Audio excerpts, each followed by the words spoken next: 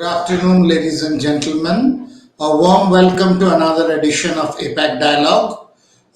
We have with us as our guest today Ankur Jain, co-founder and chief business officer of Sunstone University.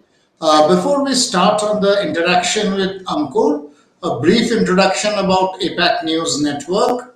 We are a media organization and a knowledge and community building organization headquartered out of Noida with a pan India presence. And we focus on technology deployment across various sectors in our mission to build communities, like sectors like government, like education, like healthcare, BFSI, manufacturing, and the likes.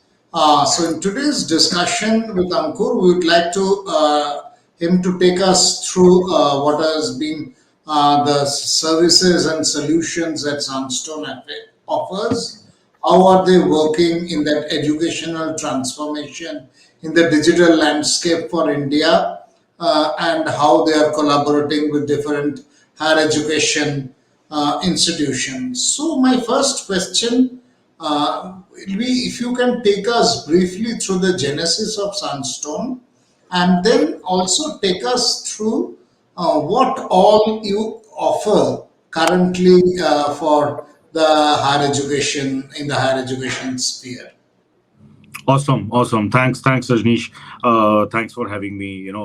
Uh, to begin with, I think Sunstone is a higher education company. In nutshell, we are a, we are a bunch of people who is trying to solve a accountable education problem in India.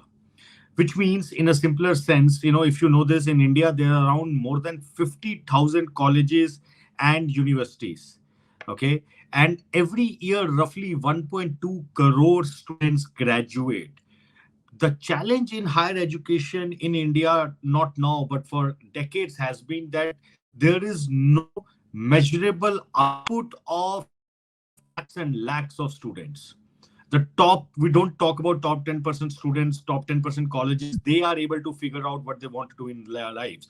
So Sunstone, as a higher education company, what we do, we collaborate with the corporates, we collaborate with the colleges and institutions, and co-create a new age industry ready degree slash diploma programs which are run by the colleges and institutions in an offline space. And our role is largely that we handhold students from admission to experience to final journey in the corporate world.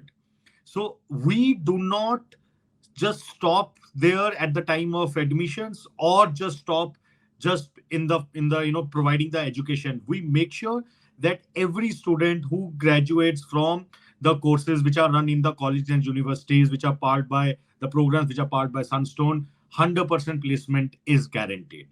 Because that's what is the large India's problem is. We typically run professional programs, which are MBA, BBA, BCA, BTech, MCA. So this is our in nutshell. We are now a 6-year-old organization present in around 20 odd cities. Yeah. Okay. Um, nice things you've talked about, but I have three, four observations on this front.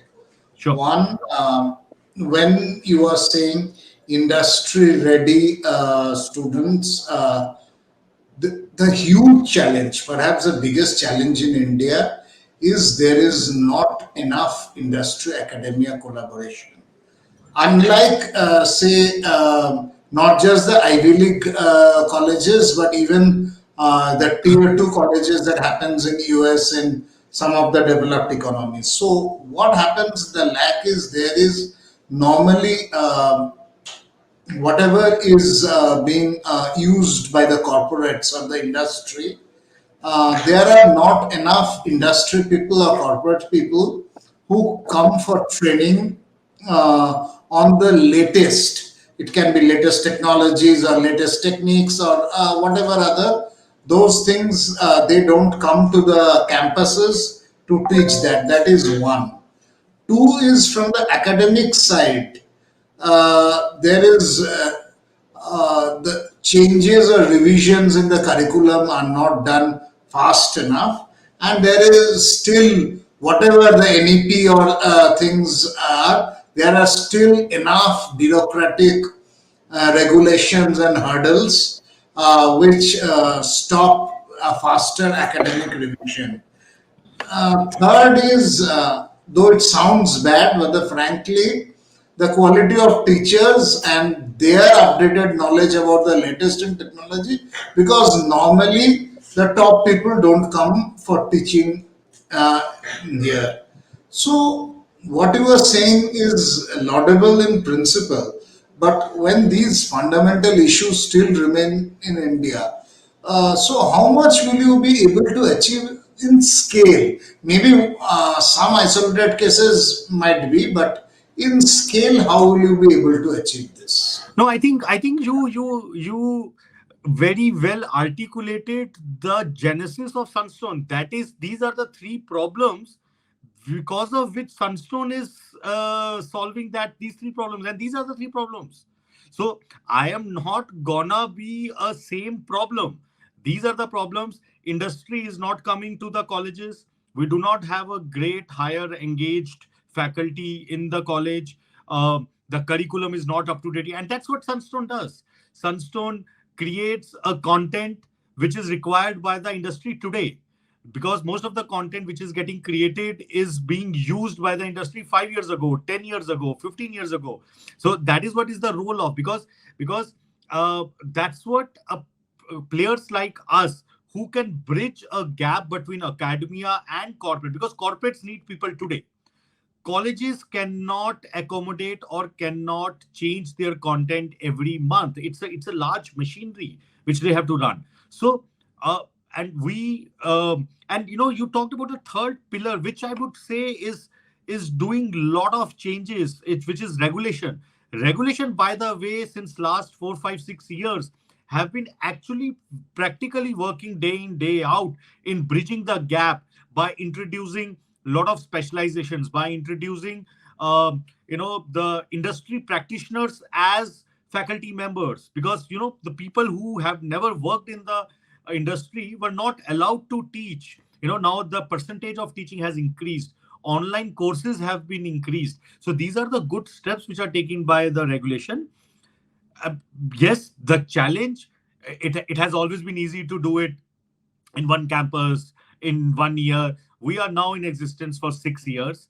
Our programs are run in more than 35 plus colleges and universities across 15 cities.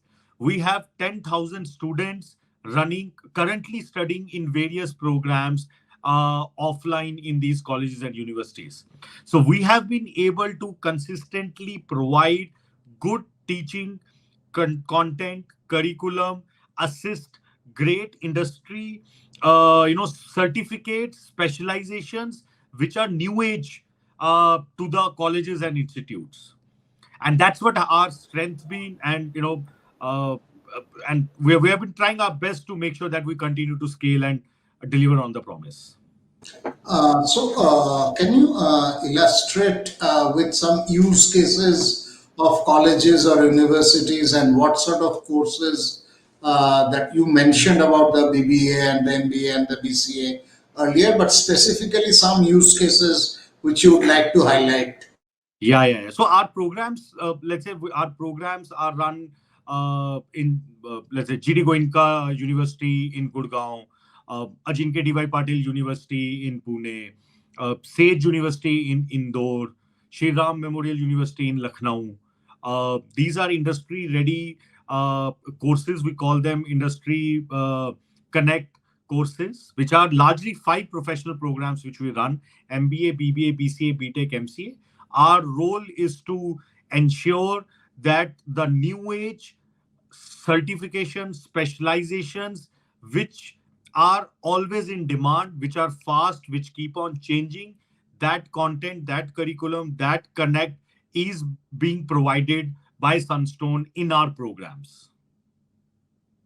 And how do you involve the industry in this? Because So without most them, what is relevant will not be incorporated. Yeah. The basic principles. The content is being created, vetted, and in most of the cases delivered by industry experts. They create the content. We our infrastructure just help them put in the structure which is required by a college or a university in a prescribed regulated format. But the content, the use cases, the case studies, the illustrations, is everything is done by the industry and vetted and stamped by the respectable industry experts from various fields, whether it's marketing, whether it's engineering, whether it's BBA, finance, anything and everything. So, in many of these courses, like engineering or even to some extent, even in marketing, or courses involve the science subjects, a lot of experiential learning is critical. And that is where, because our academics are largely been driven by rote learning. So, how do you ensure that that experiential learning in the courses that you are offering? Yeah. So see, the best way is to make sure at the time of creating a curriculum which the university makes, you integrate your subjects or the courses at the time of creating a curriculum. Every year, a new structure is being passed by the university or a college. So the first step is obviously to make sure that whatever is required, it gets instituted at that time. Okay. And second is regular feedback, regular interactions being handled, uh, at the college level. Okay, and how are you, can I say, upskilling the faculty? Because that is also relevant. Yeah, no, very much, and that you rightly said that that's a large problem. We do not get a highly trained, high the subject matter experts in every subject in every course across India. So what we have done, we have created a central team which coordinates with the corporate, which coordinates with the colleges and universities, create the regular content which gets updated on a monthly basis. We have created a 6 step in class, every hourly class program which gets executed, which gets delivered in the classroom. So the faculties then have to just make sure that the content which is being getting created centrally get delivered. Now that is one part of it. The second part of it is right hiring and training. Again, you are right. We the the the expert or the faculty who might not be a great in marketing at the time of hiring, but what we check whether, obviously as per the regulation, the colleges in any ways have the faculties which are there, but we continuously train them, we continuously enable them with all the support, case studies, content, presentations, video lectures, so that when they go in the classroom they actually deliver as per the requirement. And okay, so can you explain the business model that you are working with? Is it the collaboration with the colleges and universities only, or is there a B2C element to with the students also? Yeah. So see, it's largely it's both ways. It's a collaboration with the colleges and universities because ultimately the program has to be delivered in the offline infrastructure which is run by colleges and universities. But ultimately, it's a B2C organization. We generate demand for these specific programs, so we ensure that we get students enrolled in these particular colleges in these programs. So this is a both way. So on the student side, so it's largely a B2C organization, but to make that run, we have collaborations with the colleges and universities. Okay, so when you're talking about the B2C model, can you explain a little more elaborately how is it with the students and No, so so do so you? so you know, so it's very simple. Let's say there's a fees which is defined for a program. We counsel a student that there is a particular program which is run in this particular college and university at this price point. The students and get admission in that program, and they pay the fees to the college university, and then obviously the content gets delivered. We provide them industry ready specializations, internships, placements, and then there is a the model between college and us is the revenue model on which we work. Okay. Okay, thanks. Now, another point is for a lot of edtech companies or edtech players, what had happened was during the pandemic, when everything was online or digital, edtech as a sector flourished, we all know, because the entire training process was online. Then, subsequently, as things normalized, initially things were much more on the hybrid mode. Even then, in the hybrid mode, obviously edtechs still prospered because they were in that advanced stage. Now the thing has more or less normalized. So the offline component is much larger there. So, from an edtech company perspective, how are the challenges of these changing dynamics, and how do you adjust to that? Yeah, no, you're right. So see, we have always been that's why we don't call we are an education company, okay? And we realize this that education at scale, it's very difficult to be solved online, because it's not only the issue of content and the faculty. The larger issue is a intent and behavior of a learner. That is the larger issue, which is very difficult to be resolved online when you do not have a control of a, or there is no strong relationship between a learner and a trainer.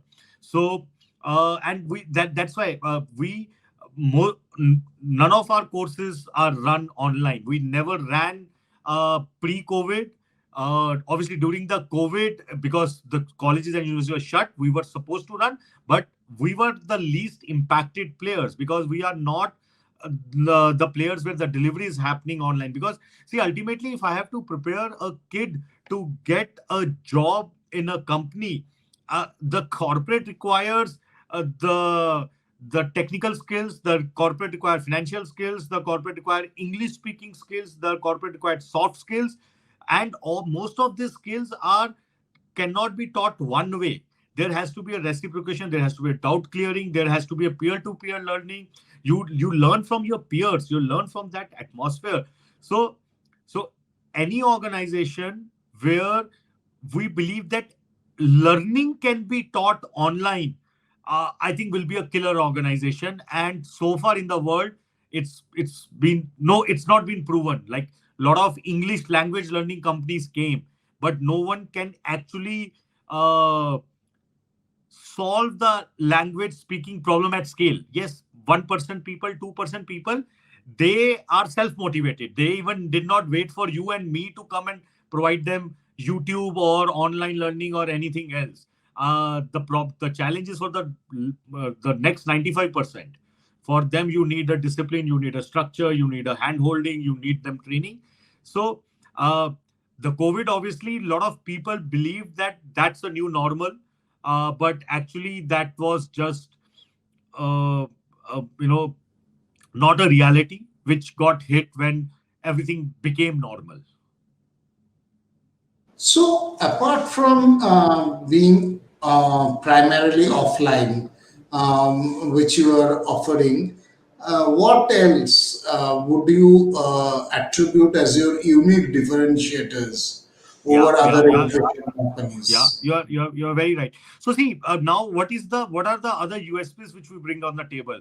Now, running, in 35 plus universities and colleges, the strength which I bring on the table is that I run lot of master classes, online and offline both. And these are the, like, now understand there are a couple of things. The one, since my active student strength is 10,000 students, not many colleges and universities or edtech companies or training institutes can proudly say that there are 10,000 active students running in their courses. So I have to get one digital marketer CEO from Bombay Now in Bombay college, if I have, he or she must be taking offline class, but I stream that class to all the other 15 locations.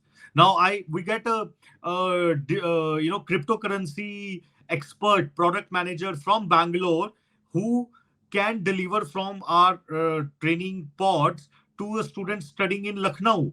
We have our own digital app where all the content is easily accessible. See, what we tell the student, hey, you have to just show up in the class. If it is offline, offline, online, online, just show up. I ensure that you will get enough opportunities to sit in front of corporates, because the corporates require a fresh graduates who are skilled, who have intent. So for at an entry level, in a mass level, there are enough jobs. Apart from that, now the other skill which you said, let's say, and how are we different from colleges and universities also? We have a team of 30 plus corporate trainers, corporate relationship managers. Now, not just imagine a small college or a university in Uttar Pradesh, in Bihar, or in West Bengal, anywhere. And I'm not talking about the large names. Small college, university, which enrolls 200, 300 students. They will be able to keep only one or two corporate officers. Okay, we have 30 plus corporate trainers and officers who are situated in Bombay, Pune, Hyderabad, Bangalore, Chennai, Lucknow, Jaipur, Indore, where there are jobs. So they build a relationship, they source jobs and internships and projects round the year from all parts of the country. So now student does not have to travel to Pune or to Bangalore or to Gurgaon to education. See, today kids do not migrate to large cities for education. They are migrating to large cities because they know that once their education is completed, chances of them to get a job is more. Otherwise, who will want to spend twice the money on boarding, lodging, traveling, and staying away from the family? So that is our USP. That you should not travel far away from your place. We bring industry training content to you, and then there are job opportunities wherever. In in the other case, our students, if they are studying in Lucknow or Patna or Indore or Bangalore, everything is digital. So any corporate which comes to take the students, the job opportunity gets opened on their digital platform. So they don't have the corporates do not have to now travel to 35 colleges or 15 cities to recruit. They just come to Sunstone, they open a vacancy, and students across India can apply. So now, if you're interested to take your job in Lucknow, I can provide you a job. Bangalore, Bombay, Pune. That's These are the USPs. And apart from that, on the learning side, we provide certifications. We provide, see, our vision is that we make sure that we deliver success to every student. Now, success to every student, to most of the student, it is a job. To some students, it could be an entrepreneurship also. To some students, it could be a higher education also. So what we largely say, hey, your higher education journey should only be once. In those 3-4 years, you should know what you want to do in your life. And that's what we endeavor to provide them during these 3 to 4 years. And another part, when you are saying this opportunity for jobs with the industry, the corporates, one part where the industry academia collaboration has not worked is there are not enough internships. Even when there are internships provided, it's just for the sake of it, for the signature. No serious level of work is assigned to that intern. So, how do you take care Yeah. of that? Yeah, so that's a big challenge. It's a see. We have to understand from the for us, if colleges and universities are important stakeholder, student is equally important stakeholder, corporate is an equal stakeholder. Now, understand from the corporate perspective. The corporate is saying, if you want to provide me a student for 2 months, 3 months, 4 months, you provide him or her in a manner that he or she can add value to the organization well. It can't be a one-way relationship. So now, during the first year or 2 years, if the student who has to spend 2 months, 3 months, 4 months with the corporate in an internship, and they are just seeking input from the organization and take 2 3 months to understand what is it. How can the corporate calculate the return on the investment of time and money and resources which they have deployed? So, and if we understand this challenge of a corporate, so what we do, we tell the corporate, okay, you need 40 interns. What do you want them to do for you? They say, okay, we want them to work on a primary research or a financial analysis or on the branding or on the sales. We, okay, fine.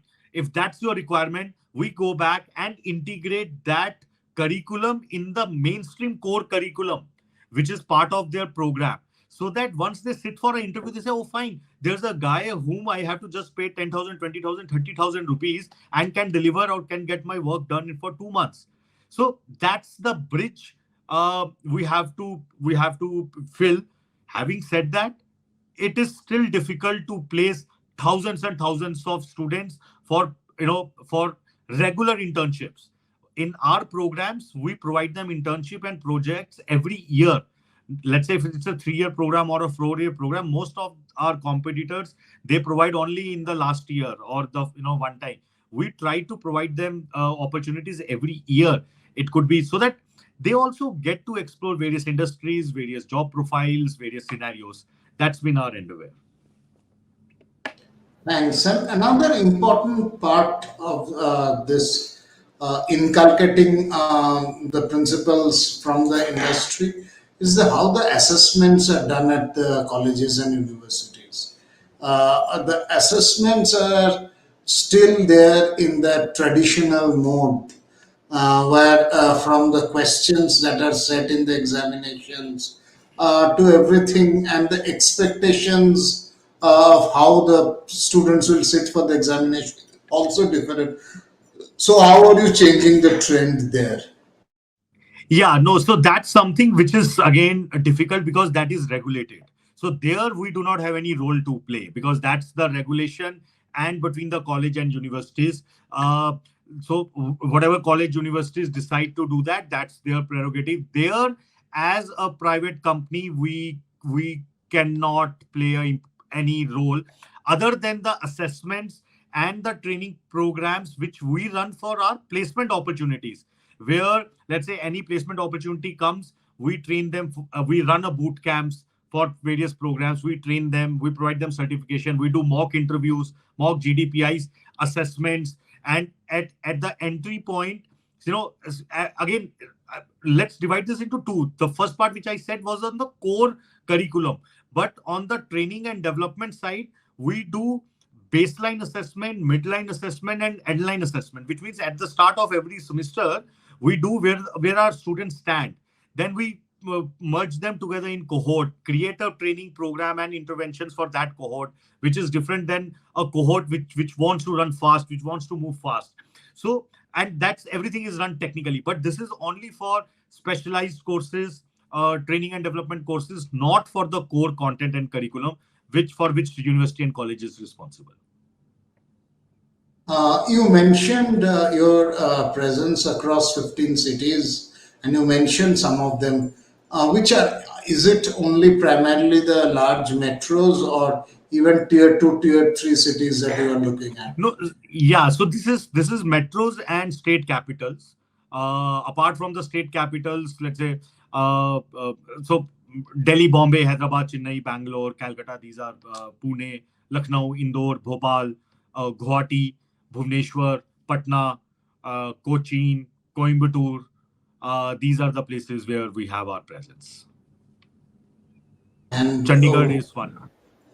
what sort of expansion plans are there, not just geographically, but even in terms of expanding the ambit and Yeah. so that scaling up thing, how can it be achieved?